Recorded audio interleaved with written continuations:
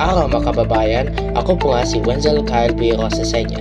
Ngayon, pakinggan natin na ang Philippines at US planes ay napatrolya mula sa West Philippine Sea kabilang sa Bajo de Masinloc. B-1 heavy bombers ng US at tatlong FA-50 fighter jets ng Pilipinas ang lumipad at nagpatrolya sa himpapawid ng West Philippine Sea at sa may Bajo de Masinloc. Kabilang ito sa Agile Combat Employment Exercise na layong palakasin ang kakayahan ng Philippine Air Force sa air intercept at joint patrol. Ayon sa Air Force, walang namataan at wala ding radio challenge mula sa Chinese aircraft habang isinasagawa ang exercise. These are bomber aircraft and FA-50 aircraft which have very long range. So they will be covering part of the Scarborough Shoal. Bagamat hindi ginulo ng China ang pagpapalipad ng mga eroplano ng US at Pilipinas, para sa security analyst na si Professor Renato de Castro, malinaw ang mensaheng pinaparating ng magkaalyadong bansa. That's a very powerful message sending the B-1 all the way from Guam. The B-1, B-52, B-21, they're strategic bombers.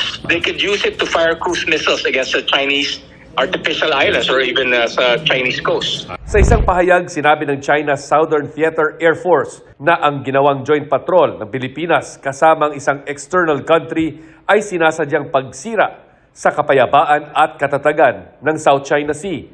Ang air exercise nito isinagawa sa gitna ng patuloy na pag-ikot at paglapit ng mga barko ng China sa kalupaan ng Pilipinas.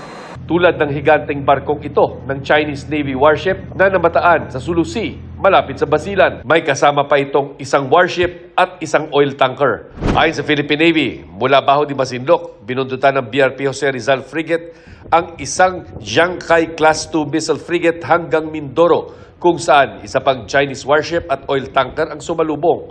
Mula Mindoro, naglayag ang tatlong Chinese ships sa Basilan at pagdating ng 50 nautical miles mula sa isla, bigla raw nagbagal. Habang palapit ng Mindanao, sinalubong ang mga Chinese ships ng Philippine Navy Nomad Reconnaissance Plane at BRP Andres Bonifacio at BRP Apolinario Mabini mula sa AFP Western Mindanao Command. These three warships passed through our archipelagic waters. There were times they slowed down to 6 or 5 knots. It is not expeditious. They could have traveled expeditiously. They were challenged all the way. They replied but not in accordance to standard procedures.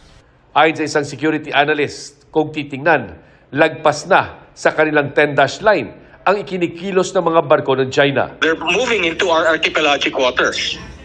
So that's actually beyond the 10-dash line. It's a show of force. Kasama yan nung pag-deploy nila nung kanilang Coast Guard, yung monster ships, no?